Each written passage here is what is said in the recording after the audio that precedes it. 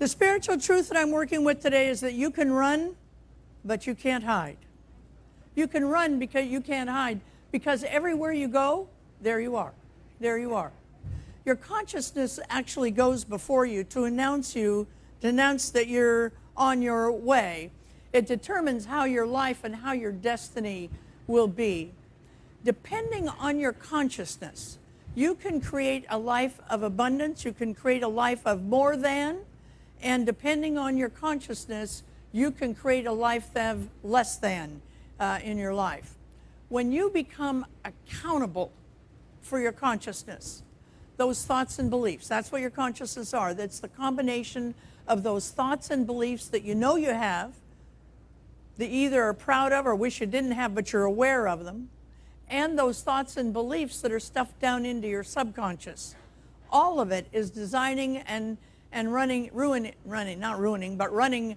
your life. That's why it's so important for us to be accountable for our consciousness. There's a parable from the East that goes like this.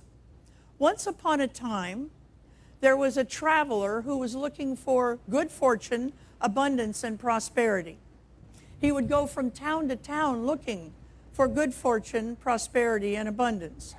One day he was approaching a town and he saw a wise man come out. And he said, "Good sir, can you tell me if the town that you just left was one of abundance and prosperity? What were the people like? Were they kind? Were they generous? Were there opportunities for growth there?" And the man said, "Well, let me ask you this, stranger. The town that you just left, who did you find there? Did you find people who were prosperous and generous of heart? Did you find a lot of abundance and opportunities for your growth there?" And he said, "No. The town I just left it and I kicked the dust from my sandals and I kept marching because they were greedy. They were mean-spirited. There was no abundance. There was no prosperity there." The wise man said, "Well, it is my recommendation that you don't go to this town, that you keep moving on then." A little while later, very near that same spot, another traveler was traveling. He also was looking for good fortune and abundance. And he stopped the stranger and he said, "Good sir, can you tell me if the town you just left, wise man, the town that you just left, was it filled with prosperity and abundance and opportunities for growth?" And the traveler said, "Yes, the town I just left was filled with good people, people who wanted me to succeed, people who were generous of heart and generous of spirit." The wise man said, "Well, good sir, then I think you would do well in this town that you're going to." In other words, you can run, but you can't hide from your consciousness, because everywhere you go, it goes with you. And as the science of mind teaching continually tries to drive into our head, as within, so without. We're now in week 3 of a series I've been doing on a book called The Art of Abundance, 10 Rules for an Abundant Life. The first 2 are on your YouTube channel, and your YouTube channel is listed on the front of your bulletin. For those of you home, it's Sacramento 1, YouTube channel, CSA Sacramento 1. We're going to jump into Rule 3 today. And I want to tell you this. Usually I've been doing 2 rules a week. Today I was so enthralled with this rule, I'm going to spend my whole 20 minutes just on this rule number 3. And it is this: be accountable for your consciousness. Because what's in your consciousness is all on you. Yes, you may have had parents or teachers, even clergy like myself, who have given you false beliefs about who you are, about your values in life. But if you're a grown person, that was then and this is now.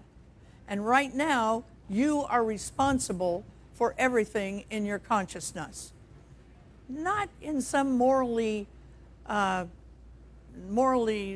superior way. We don't want people to go run around saying, "Oh, I have a very high consciousness." That's not the point. The point of consciousness, of changing your consciousness, is so you'll be happy and prosperous. So the first question in taking accountability for our consciousness is to know what's in there. What is it? What have I actually been told about myself? And once I realize what I've been told about myself, what about that do I agree with? And what about that do I want to let go of? Because we can change our consciousness at any time, but it takes work. Many of you have heard me tell about my parents, who frankly had a distrust and honestly a dislike of rich people. I've had to work very, very hard to dissolve my fear of having money. Because why? I wanted to be liked. My parents didn't like rich people. Rich people must be bad. Now this is low down in. I've worked very hard to get rid of some of it. Some of it's actually still there. But the truth is, it worked. I really would rather be liked than have money at this point. Now, are the two mutually exclusive? Only in the minds of people who don't understand the principle and the power and the freedom that prosperity allows us. Another thought my family had was that MDs were God. Medical doctors were God. If a medical doctor told my mother that she had 2 months to live, she would have laid down in a casket and gotten it measured for herself and just waited for the 2 months to pass. See, some of us in this room may be carrying around ideas about relationships that frankly need to be let go of. Maybe some of you got ideas about how men are like from your mother, or maybe some of you got ideas about how women are like from your father. And those ideas are keeping you from having prosperous and abundant relationships with people. Remember, Jones, the author of this book, breaks down his 10 rules into 5 categories. The first one is the premise. In this rule, the premise is that consciousness determines what kind of life we're having. Then he breaks down the problem of why. Why is it so challenging for us to believe that we could have a more abundant life if we took accountability for our consciousness? And then he moves on to the principle, the practice, and the payoff. But let's stick a minute with the problem. He quotes Carl Jung in discussing this problem of why it is that we have so much trouble believing that an accountable life, accountable consciousness, will bring us abundance. And Carl Jung said this. He said that there is an amplified belief system that he called the collective unconscious. Now, the collective unconscious is the combined thinking of all the people from the beginning of time up to this moment. That's the collective unconscious in this life. And his belief is that in this collective unconscious, one of the primary beliefs is, at its core, is a belief in lack. So we have to ask ourselves, where are we feeling lack in our lives? Where are we worried that in some area of our life, lack may be on the horizon for us? I know that right now, and it's subtle, right now I'm on a precipice of retirement, and I realized I'm now beginning to notice that I have to chase away worries. Am I going to have enough money to play golf twice a week? That's my big worry. Now I've tried to let it go. It hasn't gone yet, but I'm sure that it will, because I'm going to work with these 10 rules. And I believe that if I take responsibility for my consciousness, if I take accountability for my consciousness, I can move forward. When we're worried about future calamity in our lives, we can't be mindful.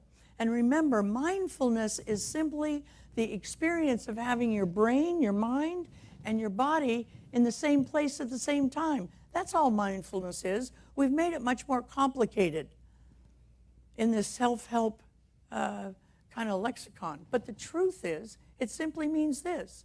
Mindfulness is bringing your body and your mind to the same place at the same time. In other words, when we're in the grips of lack, we're not mindful that we are one with an abundant universe. If we could get mindful that we're one with this universe, which is always abundant, it's never having lack, then we can begin to let go of those future worries. Eric Butterworth, the great prosperity teacher in the Unity movement, says this. He says prosperity is consciousness.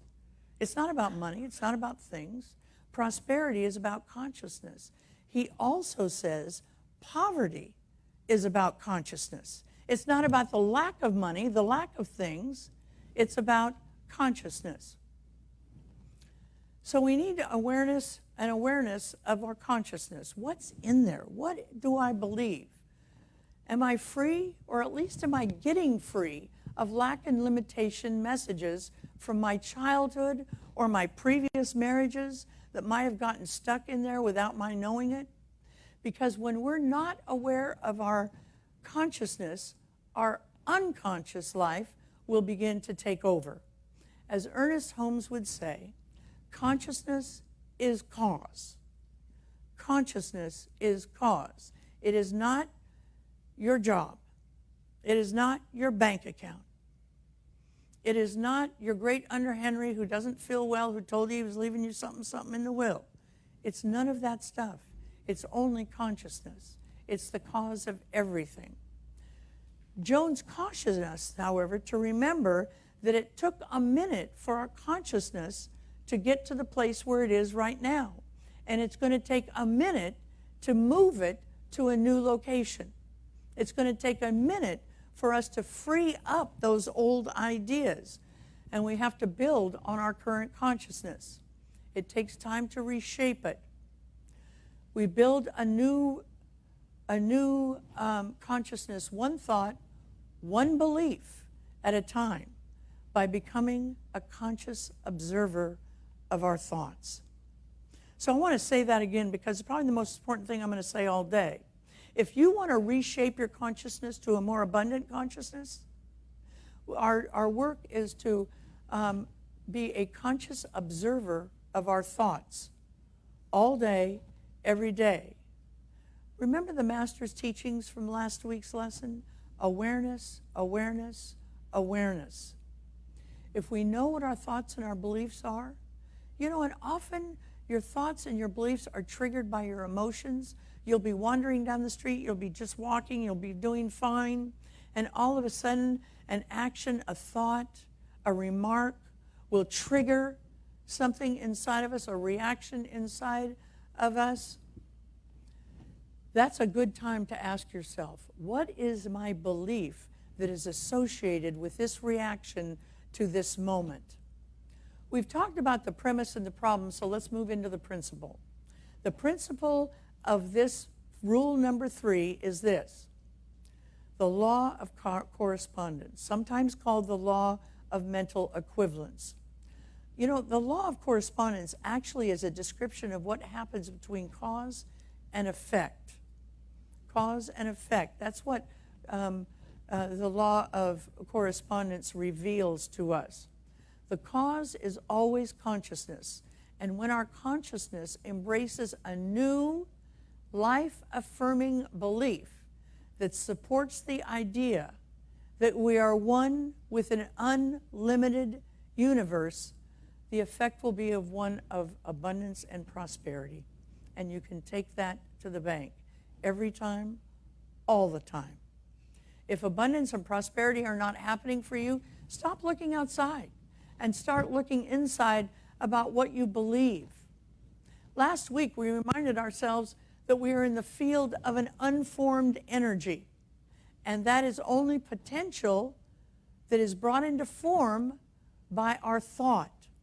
We create a mold with our thought, and we begin to take this energy from the divine universe and bring it into the form that we want by virtue of our consciousness.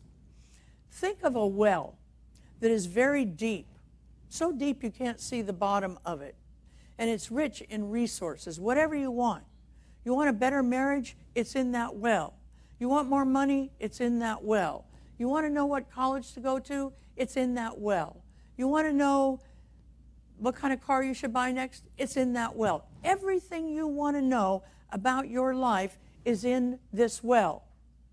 Now imagine taking a bucket and dipping it into this well of your good, your absolute good. and bringing it up.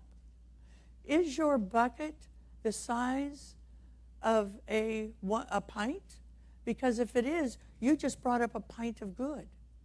Is your well the size of a 5-gallon drum?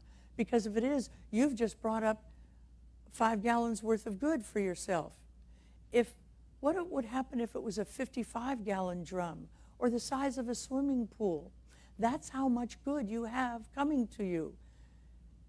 Your good is determined by the size of your bucket, and your bucket is another word for consciousness in your life. It all depends on how much you want. Let's move on to the practice. The practice is awareness, awareness, awareness, awareness. This week, set an intention to understand what it is in your consciousness. And I've done this week as I've begun to work with this talk. I began to really pay attention to what it is that's driving my decisions, what it is that's driving my fears, what it is that's driving my successes. And it's always available to me by looking at my consciousness and seeing what my beliefs are.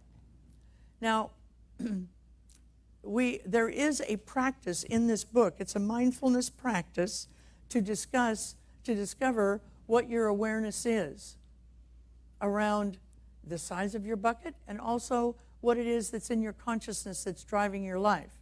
Rosie was good enough to type up this week's practice. It's out there. For those of you at home, the board president says that I must email this to you. So private message me, and I will send you out the practice for this week. So be awake and aware of what you're thinking in this life. Now that we've looked at the premise, the problem, the principle, and the practice, let's move on to the payoff, the rule of number 3. Once again, the payoff is simply freedom. It's the freedom to do what you want, when you want, where you want it. That's what the payoff for rule number 3 is. If we can learn to be accountable for our consciousness, the payoff is freedom. When you change your consciousness, everything changes for you. The world may not change, but how you perceive it changes. And how you perceive it will begin to shift how other people perceive you. And therefore, the world will begin to change. With that change comes a new relationship with an abundant universe. How simple is this book? It simply says this: create a feeling of oneness, and it shows us how, feeling of oneness with an abundant universe. Because when we're one with something, we have it. It's part of us. We can spend it. We can send it to other people. We can do whatever it is we want with it. We can share it. And with a new relationship with an abundant universe, it simply causes you to be a more prosperous you in this life. I'm very excited about this series. I'm very excited about all of us becoming more prosperous in our life, not just with money. Of course, money is a fabulous thing. It allows us to do a lot more freedom than sometimes we think we can do. But it's not just about money. It's about our health. It's about our relationships with one another. It's about living in a universe in which we don't have to turn on the television and be totally devastated by what's going on in the Middle East. Because we've worked hard enough. And then we become ambassadors. And then other people catch on. And other countries catch on. And we all can become abundant together. It's not about me being more abundant than you or you being more abundant than me. It's about all of us doing it together and living a life of joy and happiness. Let's take this message into prayer. There's only one power. It's the power of love. And it comes right through me. And I give such thankfulness for that. I give thankfulness that there are brilliant people like Dennis Merritt Jones who breaks down this information and makes it totally easy for us to understand and practice. I give thanks. I release this word into the law, and together we say, and so it is.